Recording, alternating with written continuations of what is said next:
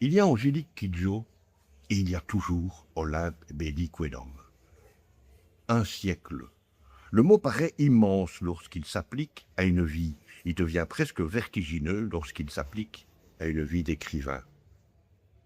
Le 20 septembre 2026, Olympe Belliquenum aura 100 ans. 100 ans depuis qu'Aouida naissait celui qui deviendrait l'une des grandes voix des lettres africaines de langue française. Une naissance dont la date elle-même raconte déjà quelque chose de son époque.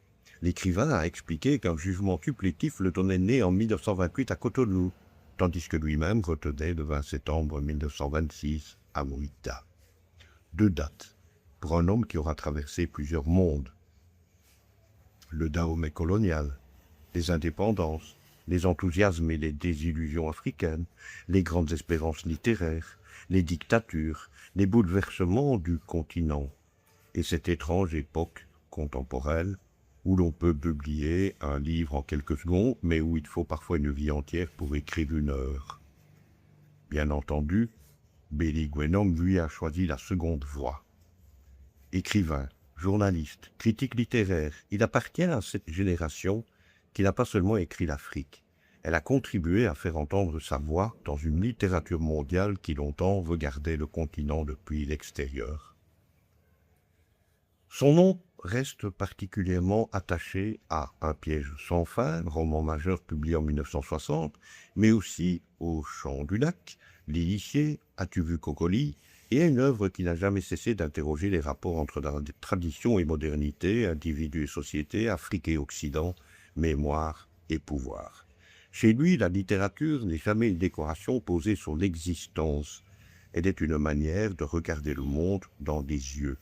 Une manière aussi de ne pas laisser les autres raconter seuls l'histoire. C'est peut-être là que réside la grandeur particulière de Belliquenum. Il appartient à une génération qui a connu l'Afrique avant les indépendances, puis l'Afrique devenue indépendante. Il a vu les drapeaux changer, les discours changer, les régimes changer, les hommes changer. Mais il a conservé cette obstination rare des écrivains véritables. Regarder, comprendre, raconter. À 100 ans, son œuvre ressemble ainsi à une longue traversée. Elle traverse le siècle comme un fleuve traverse les paysages, sans demander aux rives la permission de continuer son chemin. Et quel étrange privilège pour les lettres béninoises que de pouvoir célébrer en 2026 un écrivain centenaire dont la voix appartient à la fois à une histoire nationale, à une littérature africaine et à cette grande conversation universelle qu'est la littérature. Le plus beau dans cette histoire tient peut-être à ceci: Belliquenum n'est pas seulement un écrivain qui a vécu 100 ans, c'est un écrivain dont le siècle a vécu dans les livres. Le Dahomey y apparaît, le Bénin y apparaît, l'Afrique y apparaît, ses croyances, ses contradictions, ses blessures, ses rêves et ses colères y apparaissent. Et pendant que les modes littéraires passent, que les réputations se font et se défont, que les algorithmes distribuent aujourd'hui la gloire avec la générosité d'un marchand de cacahuètes, les livres, eux, continuent leur travail silencieux. 100 ans, pour un homme, c'est un âge.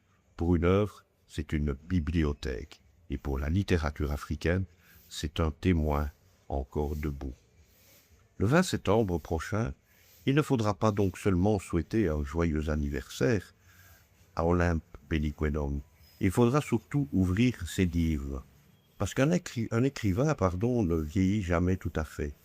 Ses cheveux peuvent blanchir, son siècle peut disparaître, ses contemporains peuvent devenir des noms dans les dictionnaires, mais lorsqu'un lecteur ouvre encore une page, quelque part, la voix recommence. Et celle d'Olympe Belliquenum, un siècle après sa naissance, n'a manifestement pas fini de parler.